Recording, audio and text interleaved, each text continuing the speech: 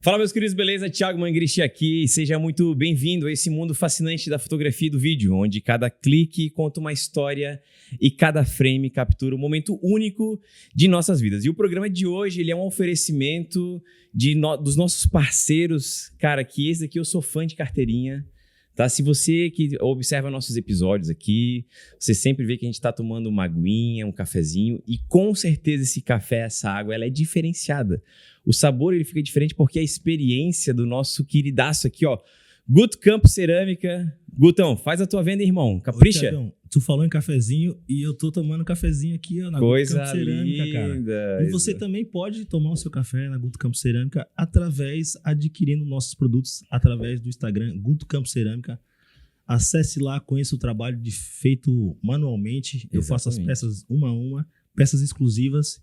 Você pode também ter a sua casa e presentear aquela pessoa querida. É isso aí. A gente vai deixar aqui nos comentários, aqui na descrição desse vídeo, o link do acesso pro Instagram do Guto, tá? Então, tem, cara, várias peças personalizadas ali, exclusivas, elas têm marcação, entendeu? Então, é algo que o cara faz com carinho, faz com amor. Então, aproveite para presentear aquela pessoa querida. Aprovadíssimo, hein? Posso dizer, inclusive.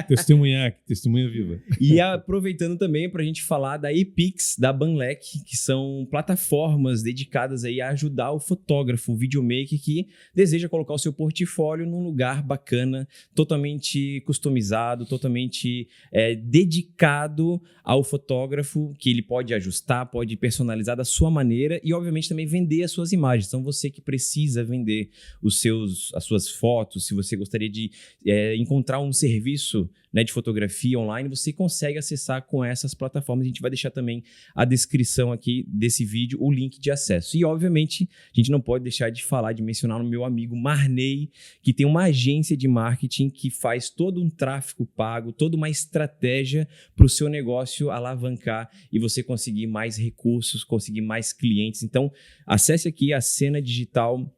Chama o Marney, a equipe de marketing lá dele, do comercial, cara, é fantástica e eles estão prontos para poder te ajudar. Sem mais delongas, hoje eu tenho né, Gutão? Eu fico até emocionado, cara, porque fico assim, ó, é uma honra, primeiramente, né? Thiago, é uma honra pra gente ter esse querido amigo nosso, podemos chamar de amigo. Podemos chamar de amigo. Eu tenho, assim, um prazer, cara, porque, assim, ele conhece a minha família e eu conheci ele depois, porque, né, eu sou, né, enfim. Mas, além disso, ele tem uma responsabilidade incrível de gerenciar pessoas, entendeu? Estado inteiro, e não foi fácil, mas ele soube lidar com, cara, eu sou fã dele, eu confesso que sou fã porque ele tem, e vocês vão ver que ele tem um timbre de voz, entendeu? Que ele poderia ser locutor, mas ele foi um cara que salvou muitas vidas antes mesmo de ser o nosso governador, Carlos Moisés. Muito obrigado. Valeu, pela sua presença aqui. A gente fica muito feliz, a gente sabe da tua agenda aí, né, de vários compromissos, mas tu dá esse tempo de qualidade pra gente, a gente fica imensamente grato e seja muito bem-vindo. Muito obrigado, Thiago. Você e o Guto, né, que está aí nos bastidores, a Kézia Martins na fotografia hoje. Tá aqui, nossa story maker. E é um prazer. Eu que digo que, na verdade, é emocionante também estar contigo aqui, acompanhando o teu trabalho, o trabalho de vocês, né? Há muito tempo e poder vir conversar sobre coisas do dia a dia que a fotografia muito bem registra, né? Exatamente. Um baita de um profissional que nos acompanha também há algum tempo. E eu estou muito feliz de estar aqui conversando contigo hoje e com a nossa audiência, né, com as pessoas que nos acompanham, para trocar um pouquinho de ideias e um bate-papo bem descontraído. Com certeza. Mas começando, eu queria entender um pouquinho da tua história. Por que tu se tornou bombeiro? Teve na família pessoas que te influenciaram? O que te levou, né? Porque às vezes a gente, como pequeno, quer ser policial, quer ser bombeiro, quer ser alguma coisa, mas às vezes por a gente ter visto um filme ou alguma influência dos pais, mas por que tu decidiu seguir essa carreira militar? Acho que nesse imaginário da criança sempre tem, né? O bombeiro é a figura que sempre aparece, às vezes o policial também, enfim.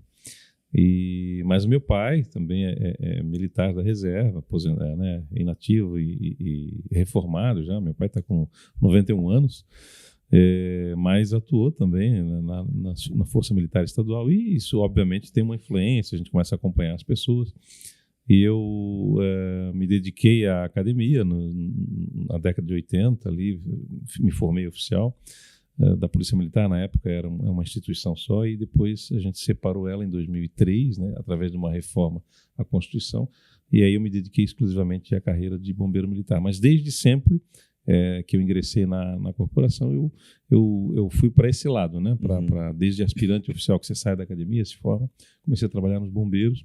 Fui comandante no interior, no sul do estado, Criciúma, Tubarão, enfim. E foi onde eu criei raízes, né? E fiz a minha vida no sul do estado. As minhas 2 filhas nasceram lá, em Tubarão, né? A Sara e a Raíssa.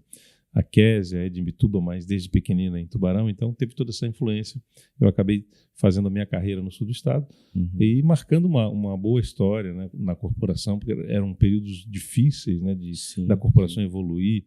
A gente não tinha o que a gente tem hoje. Então, as nossas unidades lá no sul foram as primeiras a terem auto-socorro de urgências, ambulâncias, equipamentos para desencarceramento, desfibriladores, foram as primeiras no estado, né? Nós e Blumenau.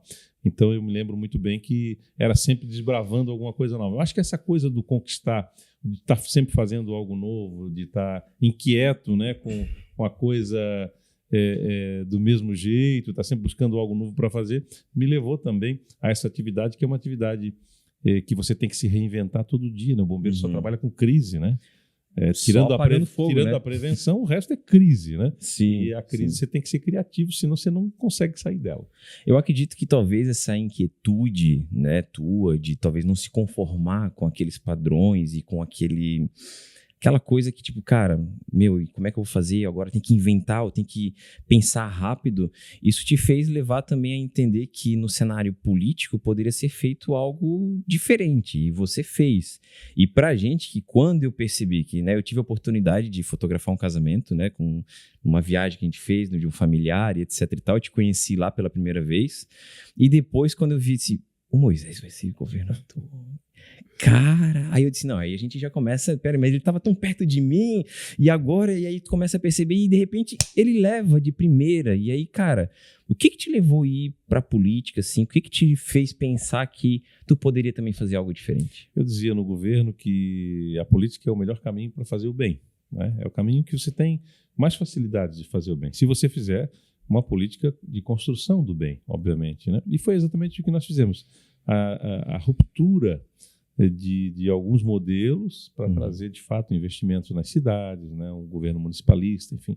E a gente construiu. Então, eu acho que essa condição que todo ser humano tem de não se conformar, né, com a coisa como está e querer algo melhor sempre para a sociedade, querer estar presente nos meios em que você pode influenciar e mudar a vida das pessoas, leva você também à política. A política é um caminho interessantíssimo, né? E talvez o principal deles, né? Eu digo que o preço desse microfone, da roupa que a gente está usando, dessa luz que a gente está pagando agora, a energia elétrica, ela é pautada pela política.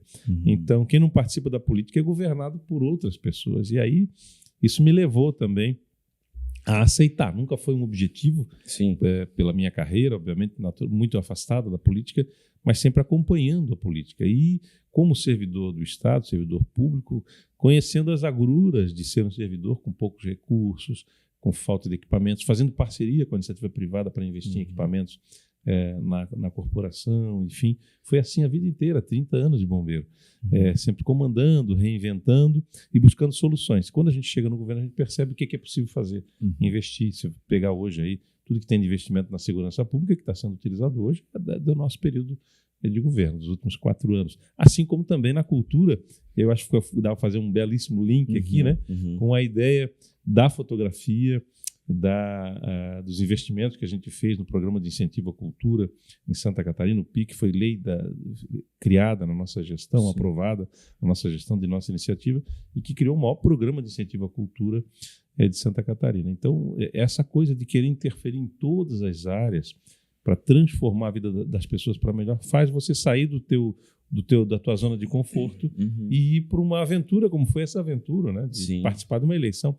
Eu nunca tinha participado nem da eleição para síndico de prédio. E se me convidasse, eu não queria, né? E aí virei governador, por absoluta vontade da maioria dos catarinenses, né? 2.649.144 catarinenses escolheram, de coração e de nascimento, escolheram o comandante Moisés, né? Comandante Moisés, Não, eu fico pensando às vezes que, tipo, claro, a minha fotografia ela é pautada naquilo que eu como, naquilo que eu enxergo, naquilo que eu viajo, naquilo que eu me alimento, naquilo que eu assisto.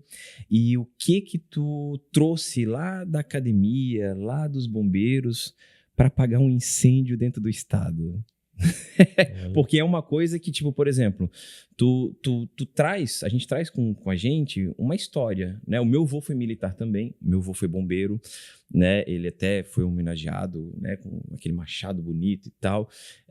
Infelizmente, né, vô, perdão, não consegui seguir a carreira, né? Mas é uma coisa que, tipo, te motiva, né? Porque a história dele, o que ele contava pra gente, dos socorros que ele fazia, etc. E como que tu pega essas experiências, como que tu vê essas oportunidades, por exemplo, esse projeto do PIC, que realmente, assim, ó, incentiva demais. A gente tem até um projeto aqui, né, Guto, que a gente... até o Rafa, né? O Rafa e a Helena, que já participaram aqui do nosso podcast, tem a Escola Sonora, que é um projeto muito bonito que leva o ensino da música nas escolas municipais. E a gente tem essa incumbência de fotografar e filmar, né? Documentar isso. Como que tu percebesse que na tua gestão, né, do que tu pode comentar pra gente, essa importância da fotografia, essa importância do vídeo, né, dentro de um governo?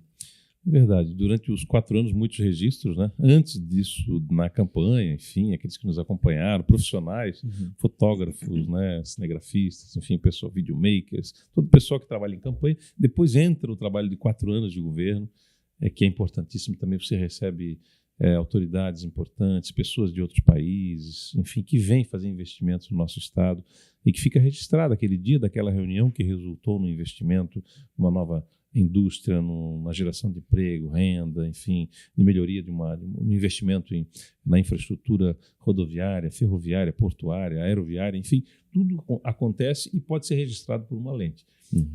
Existem fotos emblemáticas, não é? Eu me lembro de movimentos importantes que a gente teve diretas já, né? Que tem registro de jovens, né? Pintando o rosto. Você tem movimentos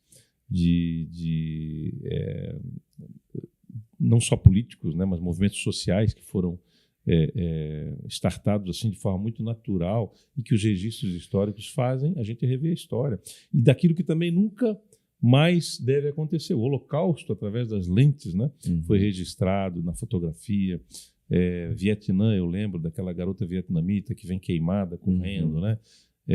Hiroshima, Nagasaki, são fatos mostrando o que a guerra faz, que não deve se repetir, o que o extremismo faz, né? Quando você tem um partido político que leva ao extermínio de pessoas, enfim, você vê ao longo da história como a fotografia foi importante. E também para coisas boas, né? Para registro de fatos que acontecem num governo e que vão se perpetuar. A gente, nos bastidores, até lembrava aqui da foto da vacina, né, durante o enfrentamento Foi uma guerra, né, a Covid-19, o coronavírus. E essa doença, quando chega a vacina, a gente faz o registro da primeira dose. Eu me lembro de eu segurando o vidrinho da primeira dose, dizendo, olha, incentiva a tomar isso aqui, porque nós acreditamos na ciência, enfim, e as pessoas estão sendo salvas por conta disso. E a história é que vai mostrar depois quem tem razão, quem não tem, como que as coisas funcionam. Acho que isso é muito importante, incentivar, ao mesmo tempo, o arquivo histórico, né, para que a gente conheça também como aconteceram as coisas e para onde a gente quer chegar. Tudo isso faz com que um governo tenha que ter esse olhar, e aí você lembrou a gente falava aqui do incentivo à cultura, é importante a gente ter fugir do extremismo, né? Hoje nós estamos com uma política muito levada ou para um lado ou para o outro, e quando a gente traz para o centro, para o equilíbrio e para a discussão com todo mundo, para entender o que as pessoas precisam, você vai perceber que o índio também precisa de hospital e de vacina, de acompanhamento médico. Você vai entender que o assentado, né, também precisa, e assim por diante. Então, um governo, um governante, um político deve se pautar por essa virtude que é de ouvir todo mundo, de tentar incluir todo mundo nessas pautas. E a história vai sendo registrada através disso. E eu acho que a minha caminhada como bombeiro, como você perguntava, né, ela traz experiências nós perdemos amigos, né? Antes da BR-101 Sul ser duplicada, eu lembro. E aqui também, no trecho norte, né? Como morria gente. Hoje, o trecho norte já está subdimensionado, né? Por tamanho do número de veículos, enfim, que você tem no dia a dia. E aí, quando você vive uma realidade dura, como é a de bombeiro, para socorrer, para o tempo todo estar criando estruturas para resgatar pessoas, você pensa, poxa, eu estou trabalhando, estou enxugando gelo. Mas a solução não é essa. A solução seria investir numa infraestrutura mais segura. E quando isso vem, a história vai sendo acompanhada. Então, tudo que você vive te dá um arcabouço, te dá uma condição de você fazer um trabalho melhor em qualquer esfera. Na área da fotografia, da política, da gestão, seja gestão privada, gestão pública. Então, acho que isso tudo vai acumulando e a gente vai percebendo que todos nós não estamos isolados, né? Todos estamos no mesmo barco e precisamos ter esse diálogo franco para soluções para a humanidade. A humanidade precisa rever, né, os seus caminhos. A gente não está no melhor caminho, né? A gente precisa rever muita coisa, né? E tem alguma foto ou algum vídeo... Vamos dividir em duas etapas, né? O governo e o bombeiro. Alguma foto quando bombeiro que tu lembra assim, como se fosse ontem, o que tu viveu, que tu tem aquele registro e que de fato te impactou assim, tipo, cara, pô, isso daqui eu lembro, parece que foi onde que eu vivi. Existe alguma imagem assim quando você era bombeiro e no governo também? São diversas imagens. Algumas delas são impublicáveis, né, porque envolvem crianças, enfim, em situações de catástrofe. E aí mexe muito com a gente. A gente tem alguns arquivos históricos, algumas imagens de vitória também, de você conseguir conquistar um equipamento novo, né? E isso tudo vai fazendo com que você vá criando teu arquivo ali e vai relembrando.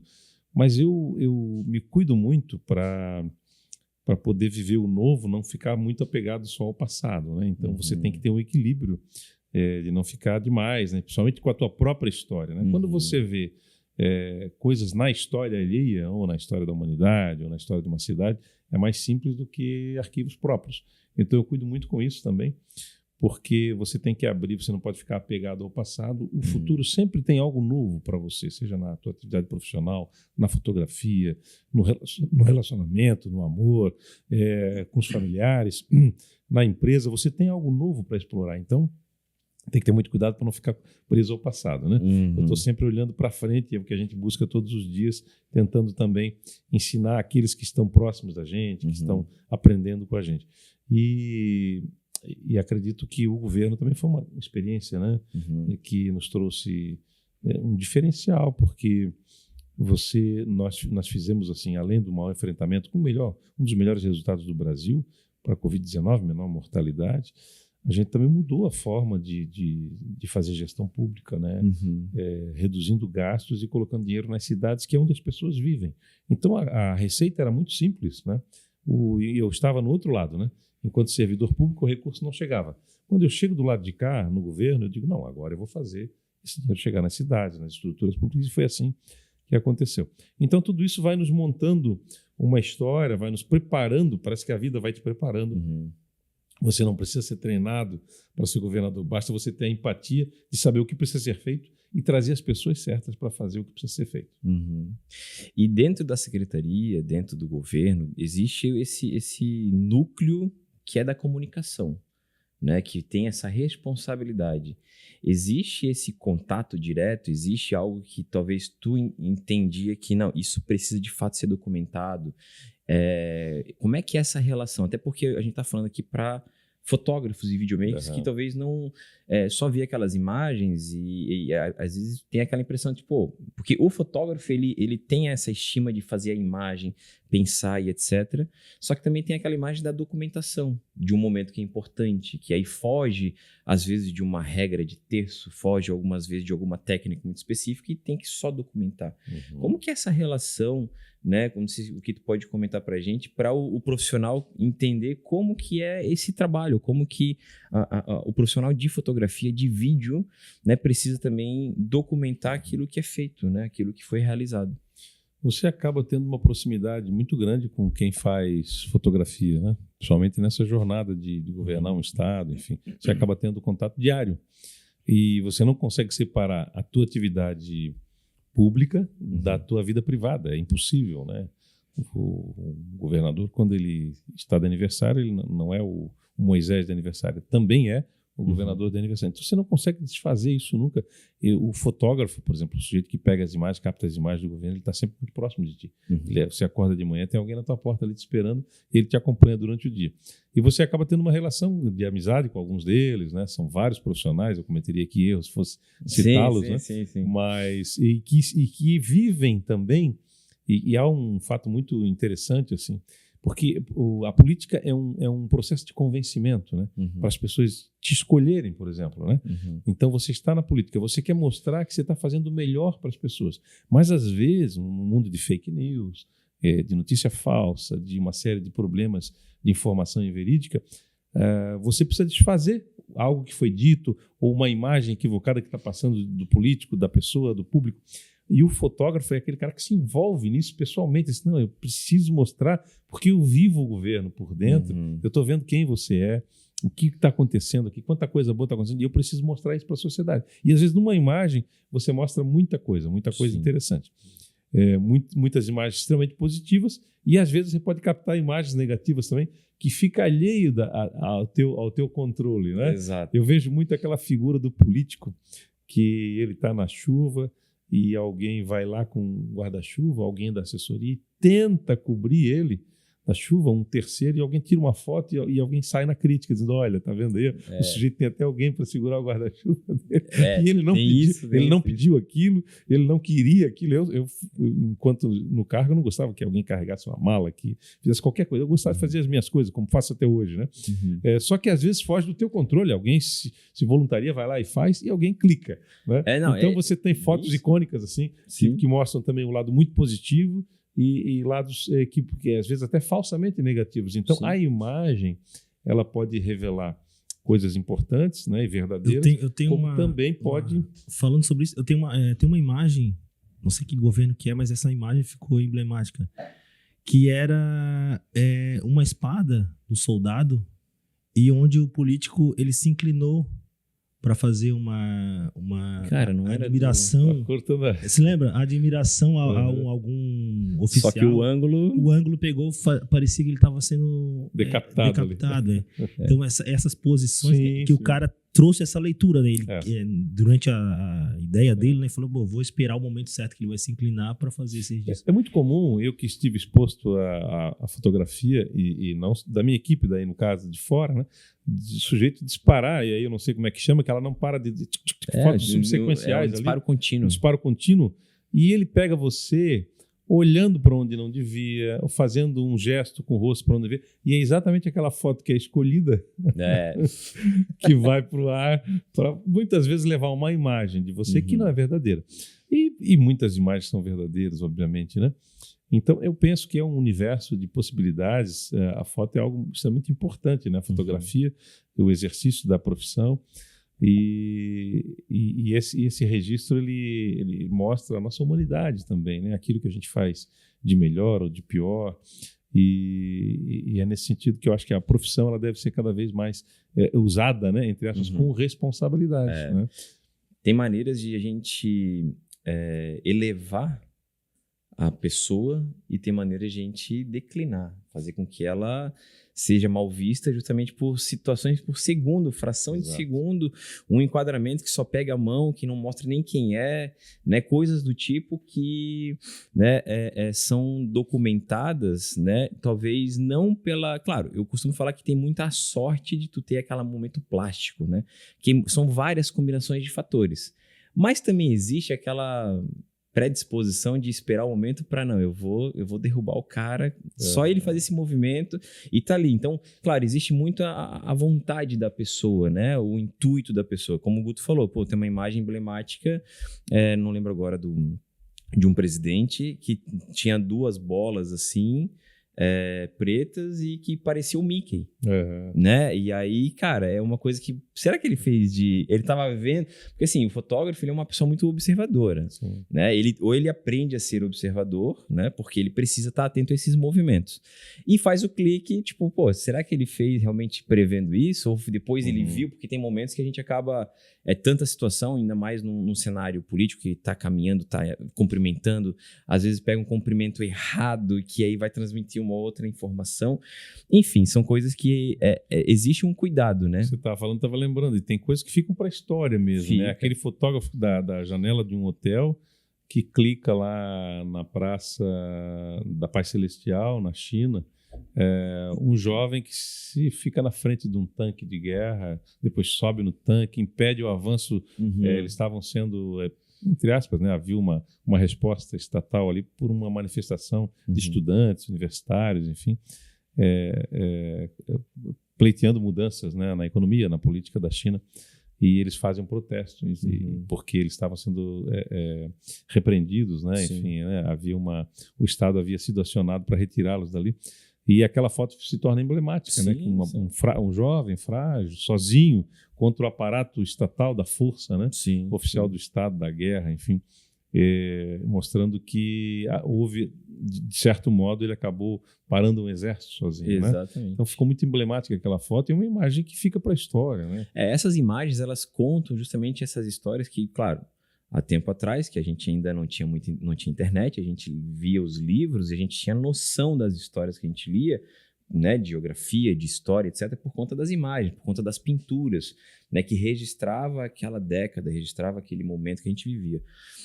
Mas, governador, nosso papo aqui tá massa demais, e se pudesse a gente ficava aqui horas e horas e horas falando, mas pra gente ir pro nosso fechamento, eu queria que tu desse uma dica ou um conselho para quem saiu de uma jornada militar, assumiu uma responsabilidade de gerenciar, de criar uma gestão para um Estado, para os empreendedores que estão aqui, que estão, né, começando a sua carreira, que às vezes estão com dúvidas de sair do CLT, empreender, porque provavelmente... Eu acredito que em algum momento tu foi questionado pelos teus familiares, né? Pô, tu vai assumir isso, cara? Tu vai tomar essa responsabilidade? Olha o peso que né? Possivelmente, assim, dúvidas, discussões, etc. Mas tu acreditou demais, né? Numa mudança. Qual é o conselho que tu poderia dar para essa galera que está ainda na dúvida? Manter a fé. Eu acho que esse é o principal, manter a esperança, manter a fé, continuar acreditando que essas mudanças são possíveis, porque quando você bem colocou, né, Tiago, a gente promoveu mudanças. Mas, enfim, trocou o governo, enfim, não foi reeleito. Olha, as mudanças aconteceram, estão sendo colhidas até hoje, na tua área profissional de atuação, né, o programa de incentivo à cultura, e aí você vai ver na área da educação especial, na área do nosso relacionamento com os hospitais, tudo foi transformado, o que a gente avançou pós-pandemia, né, no nosso governo, na área de segurança pública, tudo que tem aí, tudo que está sendo inaugurado, tudo que está sendo, ou obras novas, são obras da nossa cartilha, né, que foram paralisadas e agora estão tendo seguimento necessariamente. Isso ia acontecer mais cedo ou mais tarde. Então a gente promoveu uma mudança de relacionamento com prefeitos e prefeitas, dinheiro nas cidades, e eu acreditei que isso seria possível e foi possível. A não continuidade não invalida esses 4 anos em que nós fizemos essas mudanças, porque algumas delas nunca mais o Estado será o mesmo naquele quesito. Né? Você promove uma mudança, o governo sem papel é uma delas. Nós eliminamos o documento físico, o papel, e acabamos economizando muita coisa. Né? E tantas outras mudanças de descentralização de recursos para municípios, enfim. E eu acredito que você tem que confiar. Quando eu estava pré-candidato, em 2018, alguém falou: você é maluco, né? E você é louco, você falou do conselho da família, né? Você sabe se você vai entrar? Eu digo, mais ou menos. Mas não sei muito bem, não. Mas imagino. Era pior do que eu imaginava.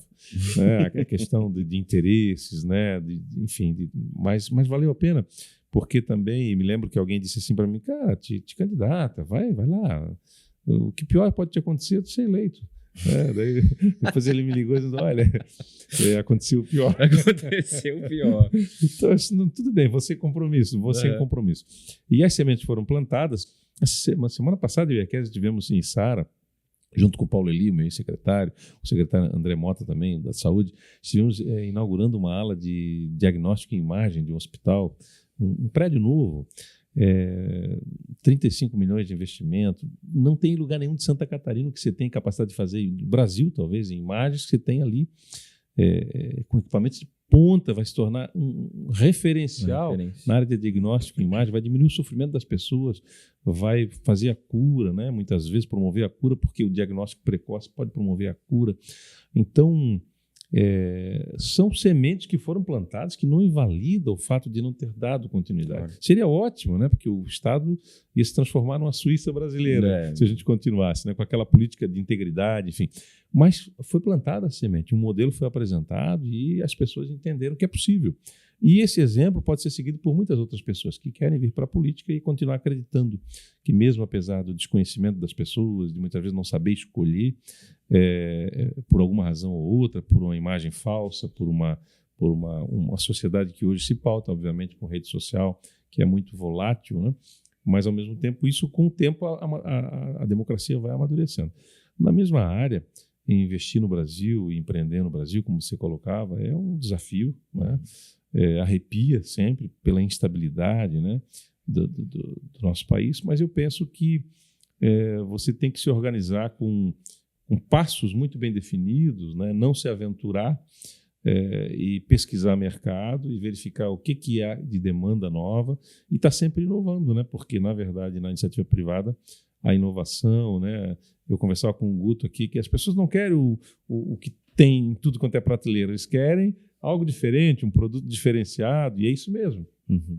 Né? Com a questão da cerâmica, né? As pessoas querem algo único, então o teu trabalho pode ser algo único, porque vai com a tua digital. E quando você começa a fazer o teu trabalho como algo único, você é escolhido por aquilo que você faz, pelo resultado que você entrega.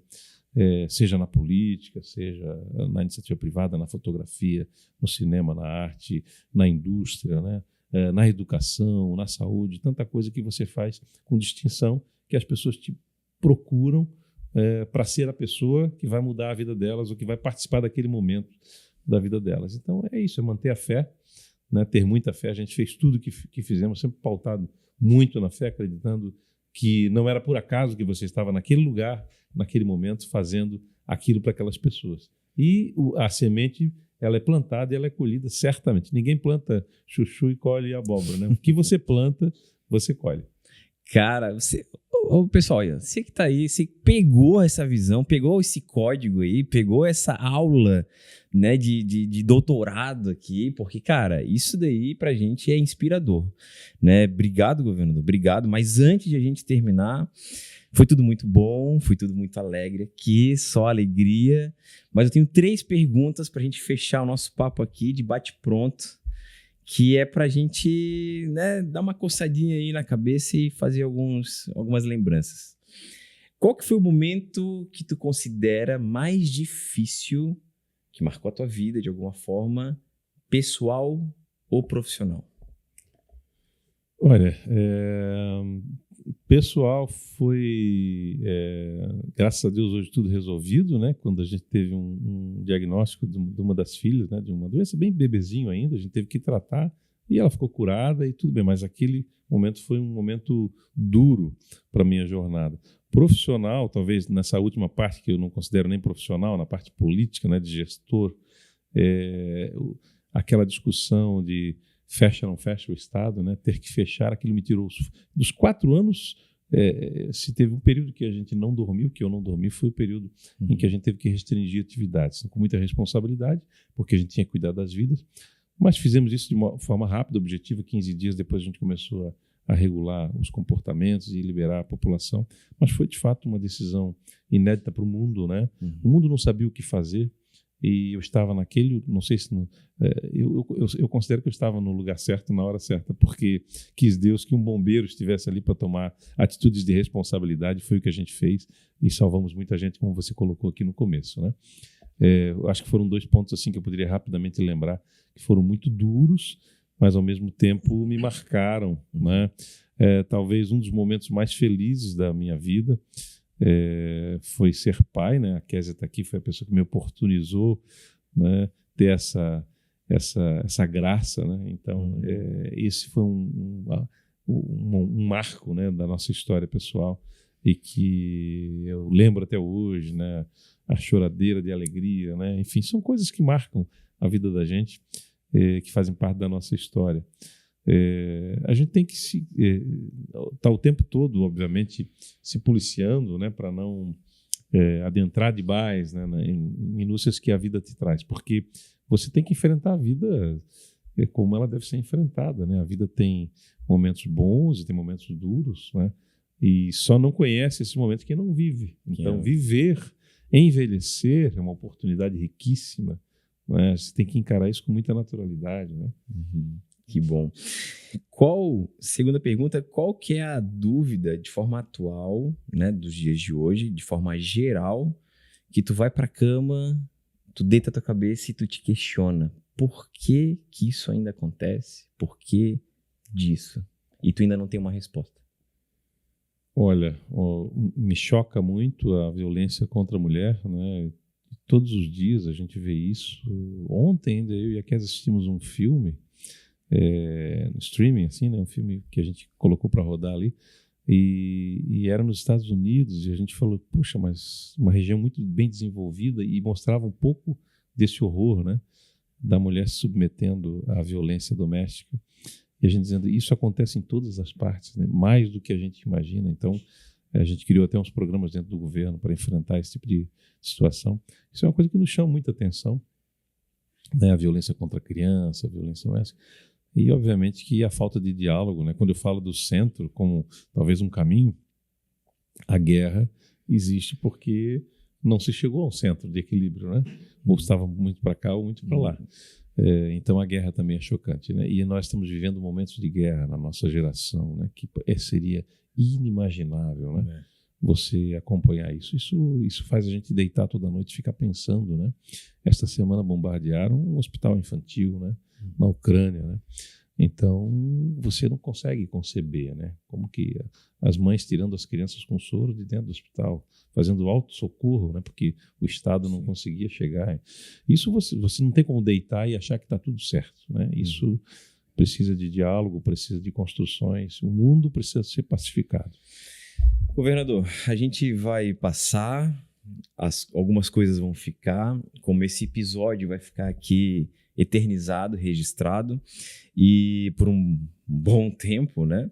E qual que seria a tua última mensagem? O que seria teu epitáfio? Qual é o teu último recado que tu poderia dar para essa nova geração, ou essa geração que está vindo logo em seguida aí? Coragem, fé e trabalho. Coisa linda.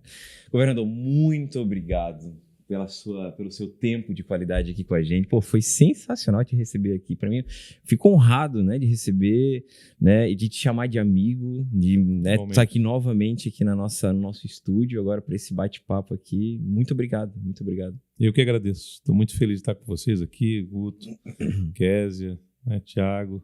Deixar um abraço para todos aqueles que nos acompanharam aqui. Até uma próxima. Parabéns pelo trabalho, sucesso sempre. Obrigado. Sucesso você já tem, vou te desejar saúde, muita saúde. Amém, obrigado. E é óbvio que tu não vai embora sem receber aqui uma lembrança do nosso artista para na hora do teu café, do teu chá, enfim, se lembrar da gente aqui, desse momento aí agradável que a gente teve, né? E é uma peça totalmente exclusiva, né, Gutão? O Guto fez pensar, essa aqui eu vou fazer pro nosso governador aqui.